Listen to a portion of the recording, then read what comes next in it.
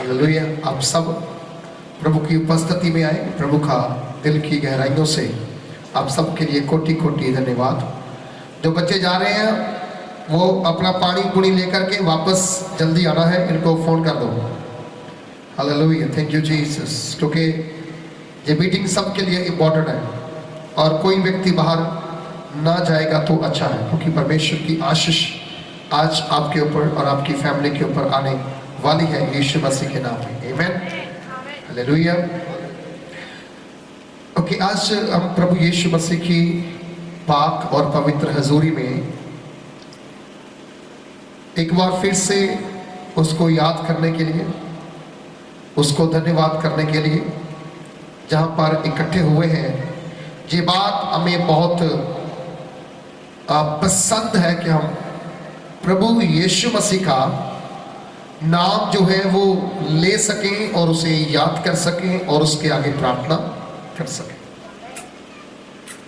आपको पता,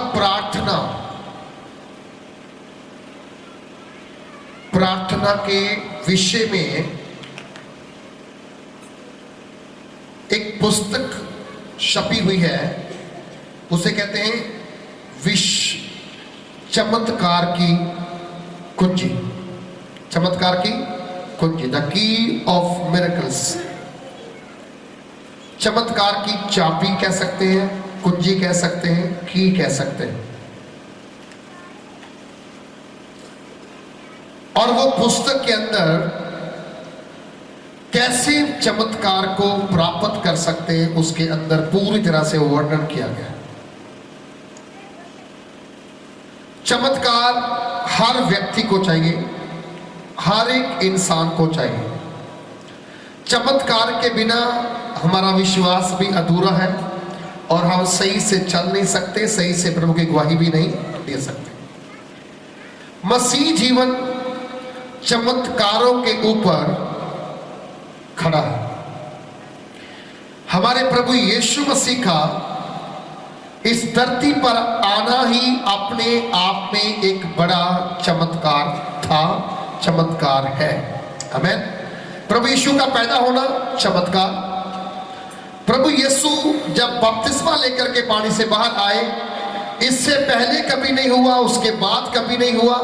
पवित्र आत्मा जी कबूतर की नाई परमेश्वर के पुत्र प्रभु यीशु मसीह के कंधे पे आकर बैठ गया, ये भी चमत्कार।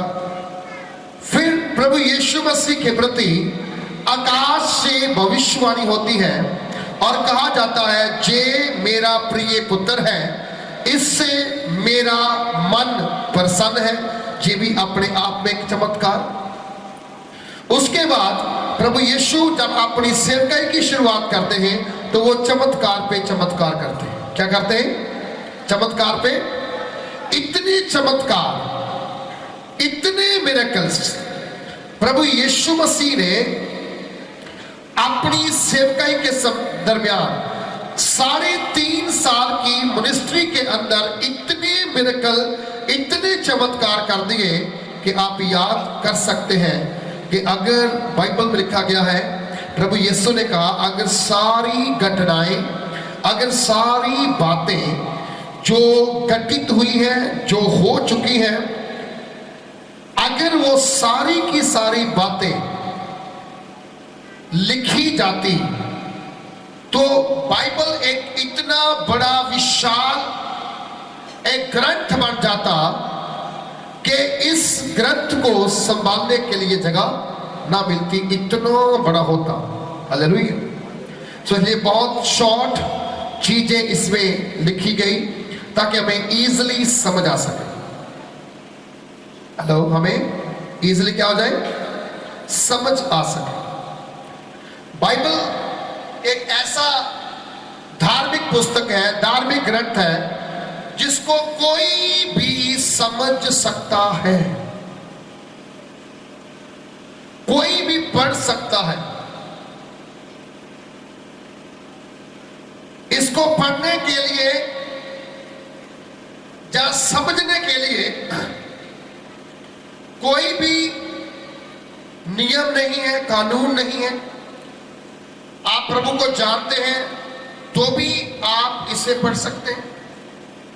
आप प्रभु को नहीं जानते तो भी आप इसे पढ़ सकते। समझा रही है?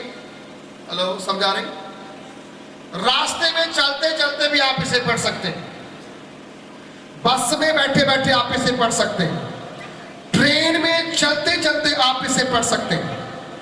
बाइबल को पढ़ने के लिए आप कभी भी पढ़ सकते हैं, क्योंकि बाइबल एक इंपॉर्टेंट, एक महत्वपूर्ण ग्रंथ है। जो लाइट चला गया है, वो ऊपर लगाओ, वाईफाई का connection. Thank you Jesus, hallelujah. Sorry, praise the Lord, hallelujah. इसे काटना पड़ेगा फिर चलो।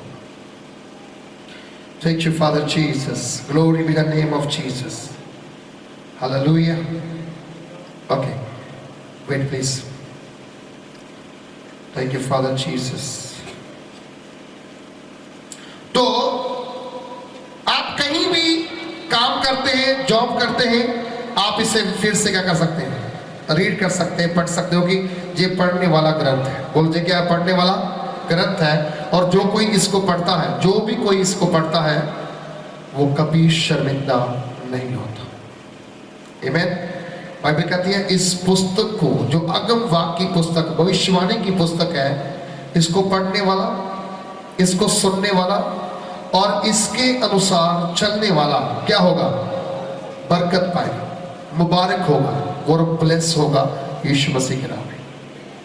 सो इसे पढ़ना है, इसे पढ़ना है, इसे समझना है, इसे जानना है और इसके अकॉर्डिंग चलना है। जब आप इसके अकॉर्डिंग चलेंगे, इसको जानेंगे, इसको समझेंगे, इसको परखेंगे, तो मैं बताता हूं कि परमेश्वर कभी भी आपको शर्मिंदा नहीं करेगा। वो आपकी सारी शर्मिंदगियों को आपके जीवन से क्या करेगा?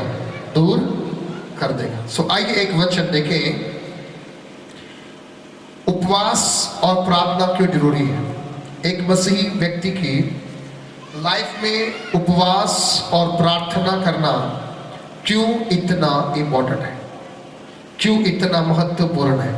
काहे को हमें प्रेयर करना है, क्यों हमें आराधना करना है, क्यों हमें परमेश्वर के आगे गिड़गिड़ा करके उपवास करना। अच्छा, बाइबल में क्या? बहुत लोगों ने उपवास किए, बहुत लोगों ने क्या किए? उपवास किए।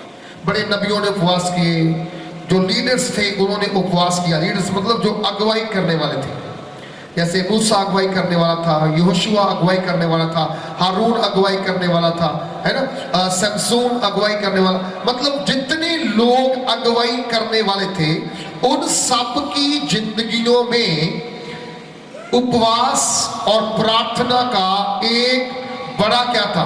महत्व था। बोलो, एक बड़ा क्या था? महत्व था। एक बहुत बड़ा महत्व था कि वो रेगुलरली प्रेयर करें, वो रेगुलरली प्रार्थना करें, वो रेगुलरली परमेश्वर की सेवकाई में लगे रहे। आपको मालूम, जो व्यक्ति उपवास नहीं करता, जो व्यक्ति प्रार्थना नहीं करता, उसका रिश्ता प्रभु के साथ इतना गहराई का नहीं बनता जितना परमेश्वर बनाना चाहते हैं। दो तरह की बात होती है, एक नॉर्मल बात होती है, एक बड़ा सीरियस मैटर बात होती है। एक गंभीर होकर बात करते हैं। एक बंदा हंसी मजाक में बात करता है, कहता जी आज मैं थोड़ा मजाक में मूड हुआ हूं, थोड़ा हंस के बात करूंगा। ठीक है, उसका भी एक अपना तरीका है, उसका भी एक अपना लेवल है। बट उसके साथ साथ बाइबल हमको ये भी सिखाती है कि जब तू परमेश्वर की उपस्थिति में आए, कैसे करना? पाओ चौकसी कर।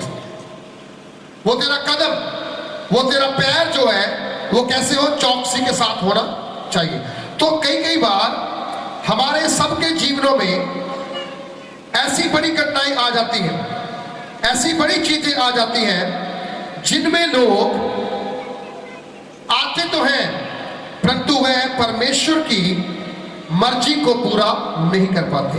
तो इस कारण से बाइबल में लिखा गया है कि आप जितने भी लोग परमेश्वर की पाक पवित्र हजूरी में आप उतरते हैं, आप आते हैं, आप बैठते हैं, आपको एक बात को समझना होगा कि परमेश्वर जो है वो आपको बरकत देने के लिए दो तरह का टाइम देता है, एक नॉर्मल बात करने का तरीका, एक गंभीर होकर के बात करने का। जब मूसा इज़राइल में रहता था तो वो नॉर्मल बात करता था, लेकिन जब परमेश्वर के सामने जाता था वो बड़ा गंभीर हो जाता था। उसका कान परमेश्वर की ओर पूरी तरह से लग जाता था, उसकी आंखें परमेश्वर के चेहरे की ओर लग जाती थी। मुझे उसके चेहरे की एक झलक दिख जाए, एक झलक दिख जाए। और उसने डिमांड भी की, प्रभु मैं तुम्हें देखना चाहता हूं। परमेश्वर ने उसे अपने आप को दिखाया नहीं, कोई देख नहीं सकता। उसकी बनाई हुई छोटी सी चीज सूरज को कोई आंख मिला के देख नहीं सकता। आपकी आंखों के आगे क्या आता है? अंधेरा। तो आप सोच के देखो, सूरज को बनाने वाला ईश्वर, सूरज को पैदा करने वाला परमेश्वर, कौन उसे देख सकता है? जिसका बनाया हुआ सूरज दिखने में बड़ी दिखता है, उसको कौन देख सकता है जो सूरज को बनाने वाला है? तो उपवास और प्रार्थना का महत्व हमारी लाइफ के अंदर बड़ा एक इंपॉर्टेंट महत्व है, एक बड़ा खास महत्व है जो मुझे और आपको समझ में आना चाहिए। बोलो, मुझे और आपको समझ में। आप जब जुना की किताब पढ़ते हैं ना, जुना की किताब पढ़ते हैं, तो जुना की पुस्तक में आपको मालूम, जुना नबी ने प्रचार किया, 99 के लोगों को उसने बताया तुम्हारी बदी, तुम्हारा पाप, तुम्हारा अपराध परमेश्वर ने देख लिया है, और परमेश्वर इस बात से बहुत दुखी है। बोलो, क्या है इस बात से? क्या है वो? बहुत। कई बार हमें लगता है कि हम जो मुंह से शब्दों को बोलते हैं परमेश्वर को पसंद आएगा, नहीं। कई बार हम जब आपस में छोटी छोटी बातों पर गुस्सा करते हैं, छोटी छोटी बातों पर एक दूसरे के साथ हमारा मनमुटाव होता है, ये मत सोचना कि परमेश्वर खुश है। परमेश्वर खुश नहीं है। बोलो, परमेश्वर खुश? क्योंकि परमेश्वर इस बात से खुश नहीं होता कि आप एक दूसरे को हर्ट करो, एक दूसरे को निराश करो, एक दूसरे को परेशान करो। वो इस बात से खुश होता है, वो कहता है जैसे मैं पिता एक है वैसे तुम सब भी एक हो जाओ। हालेलुया। ये शरीर से नहीं, मन से, विचारों से, सोचों से क्या होना है? हमें एक होना पड़ेगा। हालेलुया। एक होना पड़ेगा। जब तक आप एक नहीं हो पाएंगे, मैं आपको बताता हूं कि परमेश्वर जो है वो आपकी जिंदगियों में जो काम करना चाहता है, कहीं ऐसा ना हो कि वो काम वहां पर रुक जाए। परमेश्वर को प्रथम स्थान अपने जीवन में हमें देना है। जब तक हम उसे अपने जीवन में प्रथम स्थान नहीं देंगे, हम जीवन में कभी भी आगे नहीं बढ़ पाएंगे, कभी भी ऊपर नहीं उठ पाएंगे। सो उपवास और प्रार्थना हमारे जीवन का एक असीम अंग है। यदि आप पवित्रता में, यदि आप मसीह की एकता में, यदि आप मसीह के परिपक्वता में बने रहना है, तो आपको प्रार्थना और उपवास में बने रहना। क्या करना जी? प्रार्थना और उपवास में बने रहना। आप देखना, जब दुकानदार, चलो आजकल तो ऑटोमेटिकली इलेक्ट्रॉनिक वो कंडे आ गए हैं, तो आजकल जरूरत नहीं पड़ती, लेकिन जो पुराने दुकानदार थे उनके हाथ में क्या होती, तकड़ी होती थी ना, तो तकड़ी के दोनों जो साइड के जो होते हैं ना, तोलने वाले सामने कैसे होते, जब तक वो बराबर उससे देखता नहीं था, उसको यकीन नहीं था कि मैं बिल्कुल सही कर रहा हूं जहां गलत कर रहा हूं। प्रार्थना और उपवास और परमेश्वर की संगत आपको बराबर रखती है मसीह यीशु के अंदर। हालेलुया। प्रार्थना और विश्वास, उपवास, संगति, वचन आपको करती है बराबर रखती है मसीह के अंदर। और जब आप बराबरता में मसीह के अंदर चलते हैं, मालूम क्या होता है? फिर दुख भी आएंगे, कष्ट भी आएंगे, लेकिन आप हिम्मत नहीं हारेंगे। समझा रही? आप हिम्मत नहीं हारेंगे।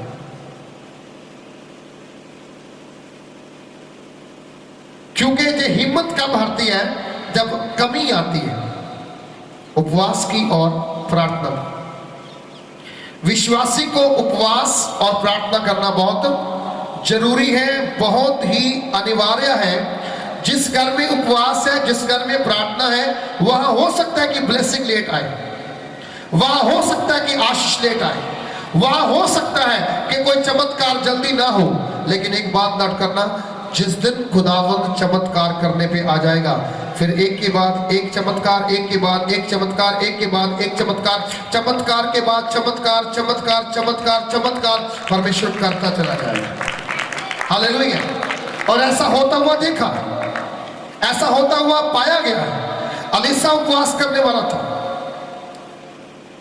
एलिया उपवास करने वाला था। दुख एलिया को भी मिले और दुख अलीसा को भी मिले, लेकिन वो जब मिरेकल उनको मिलने लगे तो एक के बाद एक मिरेकल, एक के बाद एक मिरेकल, और जहां तक मिरेकल हुए कि अलीसा जैसे बंदे की मरने के बाद हड्डियां जब मुर्दों को टच की तो मुर्दे कब्रों में से क्या हो गए। आपकी लाइफ के अंदर ये उपवास और प्रार्थना मिरेकल के लिए न करें, सामर्थ को लेने के लिए करें, शक्ति को प्राप्त करने के लिए करें। आपको मालूम जीसस ने क्यों 4 दिन उपवास किए? वो तो परमेश्वर का पुत्र था, वो तो सुप्रीम पावर था। फिर उसे उपवास करने की क्या आवश्यकता थी? उसे उपवास करने की क्या, उसे उपवास करने की कोई आवश्यकता ही नहीं थी। वो तो ऊपर से सामर्थ लेके आया। जो काम 2 लोग करते हैं वो एक के द्वारा हो गया, है ना? जो मर्द और पुरुष के द्वारा बच्चा पैदा होता है, प्रभु यीशु मसीह के क्या हुआ? वो सामर्थ के द्वारा क्या हो गया? वो बिना मर्द के उपयोग के क्या हो गया? पैदा हो गया। वो तो अपने आप में क्या थी? सामर्थ थी, अपने आप में ताकत थी, अपने आप में क्या थी? शक्ति थी। और जब प्रभु यीशु मसीह अपने आप में ताकत है, अपने आप में शक्ति है, अपने आप में सामर्थ है, तो प्रभु यीशु को उपवास करने की कोई आवश्यकता नहीं थी। परंतु फिर भी वो उपवास और प्रार्थना में क्या हुआ? गया। और आपको मालूम, जब वो उपवास और प्रार्थना करने लगा तो बाइबल कहती है उपवास और प्रार्थना करने के बाद क्या होता है मालूम? प्रभु यीशु के कपड़े में भी क्या आ गई? हेलो, कपड़े में क्या आ गई? आगे की जाएगी। हालेलुया। प्रभु यीशु मसीह को लोग कहते थे, सुनो प्रभु आपको वहां आने की जरूरत नहीं है, वहां आने की जरूरत, प्रभु आपको मेरे घर में पहुंचने की जरूरत नहीं है। सिर्फ इतना करो कि आप जहां से अपने मुंह से क्या बोल दो? वचन ही बोल दो, क्या हो जाएगा? मेरा नौकर मेरे घर में क्या हो जाएगा? चंगा हो जाएगा। उपवास और प्रार्थना अपनी आशीष खोलने के लिए नहीं, परमेश्वर की ताकत को रिसीव करने के लिए करो। हालेलुया। जब आप उपवास और प्रार्थना परमेश्वर की शक्ति को पाने के लिए करेंगे, सामर्थ को पाने के लिए करेंगे, मैं आपको बताता हूं मालूम क्या होगा? आज आप आशीष के लिए प्रार्थना कर रहे हैं, कल आप दूसरों के लिए आशीष का कारण बन जाए। समझा रहे? हेलो, समझा रहे? आज आप अपने आप के लिए आशीष मांग रहे कि प्रभु मुझे आशीष करे, प्रभु मुझे बरकत दे, लेकिन मैं बताता हूं कल को खुदावंद वही बरकत, वही आशीष कैसे किसको देगा? वो आपके द्वारा अपनी आशीष को क्या करेगा? फैलाने के लिए तैयार हो जाएगा। एक नल का नल जब बोरिंग करके उसको पानी के लिए निकालना पड़ता है तो कितनी मेहनत करनी पड़ती है ना? जमीन को खोदना पड़ता है ना? बोर कर करके उसे खोदना पड़ता है। खोदने के बाद गहरा खड्डा निकालने के बाद फिर 2-3 दिन के बाद जब पानी निकलता है, एकदम से साफ पानी नहीं निकलता, एकदम से पानी साफ कितने दिनों से ऐसे निकालना पड़ता है, रेता बाहर निकलती है, गंदा पानी बाहर निकलता है। लोग कहते हैं अभी पीना मत होगी, अभी इसमें क्या रेता निकल के आ रहा है, अब इसमें रेत निकल आ रही है, इसलिए क्या करना है, ज्यादा अभी पानी यूज ना करना, जितना हो सके पानी बाहर बहने दो।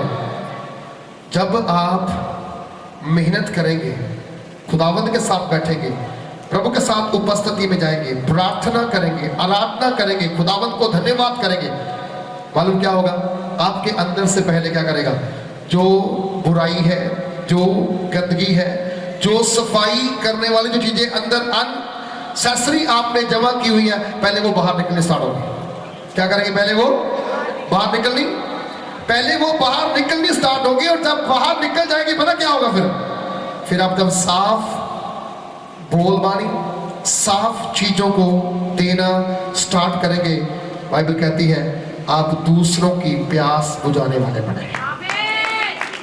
हालेलुया। नलके को बनाने के लिए मेहनत लगती है, पैसा लगता है, टाइम लगता है, लेबर लगती है, पहले उसका गंदा पानी बाहर निकल जाता है। जब पानी साफ आए, हर आने वाला जाने वाला क्या करता है, अपनी प्यास को, प्रभु यीशु ने क्या कहा, प्रभु यीशु ने आपको कहा, मैं तेरे अंदर से अमृत जल की नदियां बगाऊंगा।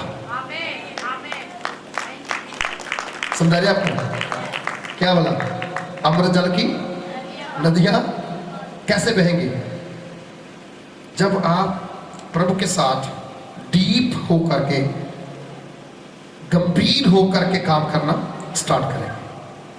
केवल हमारा उपवास होता है, हम उपवास में पूरा दिन काम में फंसे रहते हैं, पूरा दिन काम में, काम। उपवास है, झाड़ू भी साथ में है, पोछा भी साथ में है, और फिर दिमाग पर प्रेशर है, बच्चों के ऊपर भी जोर लगाना है, उनको भी डांटे जाना है, और कहना मैं आज क्या उपवास हूं। जैसे उपवास है, थोड़ा सा इन चीजों को क्या करो, पहले बाहर निकालो अपने घर से, पहले बाहर निकालो जीवन से। जब खुदा के साथ आप बैठ गए, तब खुदा और आप दोनों आपस में बात करें। कौन करे, बात करें। फिर आपका झाड़ू ना बोले, फिर आपका पोछा ना बोले, फिर आपके बर्तन ना बोले। फिर जब है ही उपवास है, खाना बनाना किस लिए, समझा रहे, जब है ही उपवास है, खाना बनाना किसके लिए। आज से बोला जी बच्चे ब्रेकफास्ट करें, मैं क्यों करेंगे, फास्टिंग है ना, बच्चे क्यों ब्रेकफास्ट करेंगे, इनको चाय पिलाना पिलाओ, नहीं तो चर्च में भेजो।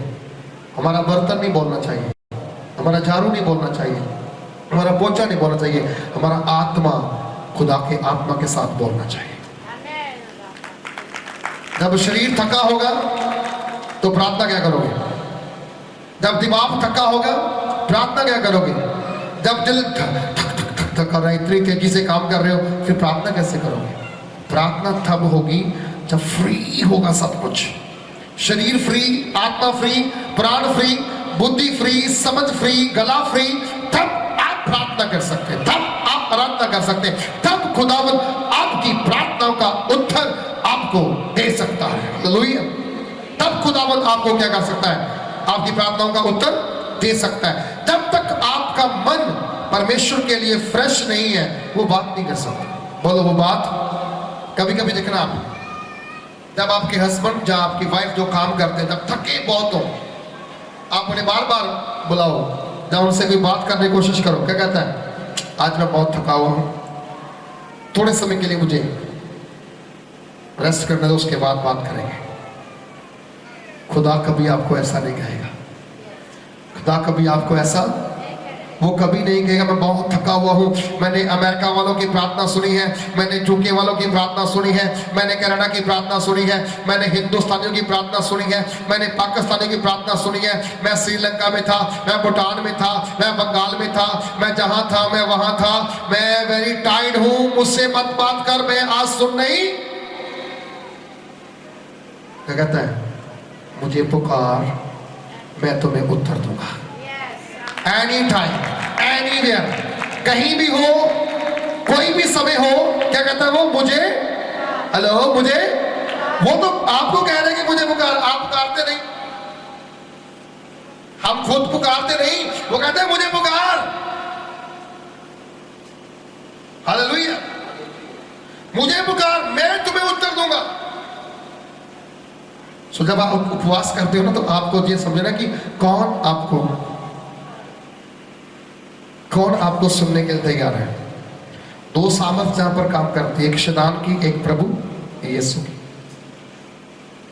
शैतान भी सुनता है आपकी आवाज को और प्रभु भी सुनता है आपकी आवाज को। जब कहते हैं ना कि मेरा यीशु सब कुछ करने की ताकत रखता है, प्रभु यीशु कहता है हाँ मैं तेरी बात को सुन रहा हूं, मैं तेरे लिए कर दूंगा, मैं तेरे लिए कर दूंगा। और जब आप कहते हो कि पता नहीं क्यों नहीं हो रहा है, पता नहीं क्यों नहीं हो रहा है, पता नहीं क्यों हो रहा है, कौन सुन रहा है? शैतान कहता हाँ तू कह रहा है कि नहीं हो रहा, नहीं हो रहा, मैं इसे और लंबा खींच दूंगा, मैं इसे और आगे ले जाऊंगा। तू जितना जे बोलेगा नहीं हो रहा, नहीं हो रहा, नहीं हो रहा, मैं उतना तेरी प्रार्थना को।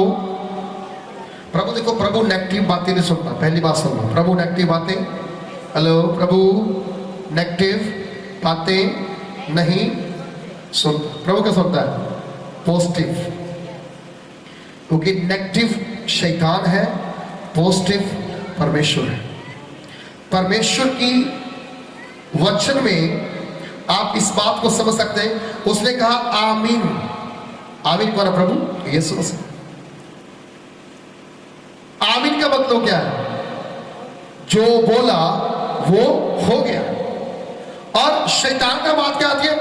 नहीं होगा, तेरी प्रार्थना नहीं सुनी जाएगी, तुम्हें उत्तर नहीं मिलेगा, तुम्हें कोई चमत्कार नहीं मिलेगा, तू जो करना है कर ले, तेरी प्रार्थना सुनने वाला वो नहीं है। तब खुदावंद आपको देता है आप किसकी भाषा बोल रहे हो? शैतान की भाषा या परमेश्वर की भाषा? तो इस स्थान पर हम जब मैथ्यू चैप्टर 17 उसका 21 पढ़ते हैं, मत्ती रचित सुसमाचार उसका 17 अध्याय की 21 आयत पढ़ते हैं, जहां पर प्रभु यीशु ने एक बात बोली, एक जाति के बारे में बात की है। जाति ये नहीं कि कोई हिंदू, कोई मुस्लिम, कोई सिख, ना, एक अलग टाइप की जाति, ऐसी जाति जो धरती पे पाई जाती है पर वो बिलोंग नहीं करती किसी के साथ, वो मैच नहीं करती किसी के साथ। वो एक जाति के बारे में बात कर रहा है।